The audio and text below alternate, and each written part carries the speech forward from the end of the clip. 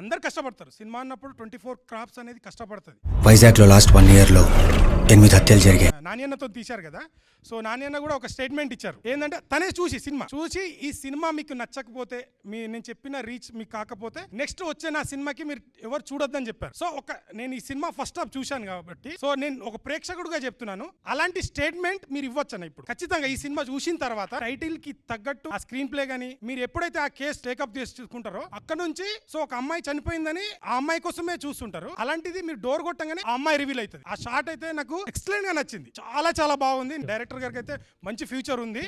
Paid premieres ఉంటాయి. Movie చూసిన తర్వాత స్క్రీన్ బయట నేను వెయిట్ చేస్తుంటా. మీకు నచ్చలేదంటే మీరు డైరెక్ట్ నా మొహం మీద చెప్పొచ్చు. మీకు నచ్చలేదు, నా డబ్బులు రిటర్న్ ఇవ్వమంటే మీకు ఆ టికెట్ డబ్బులు కూడా నేను రిటర్న్ ఇస్తాను. మా టీం మేమందరూ అక్కడ ఉంటాం. సో రండి, చూడండి, and you will enjoy the film.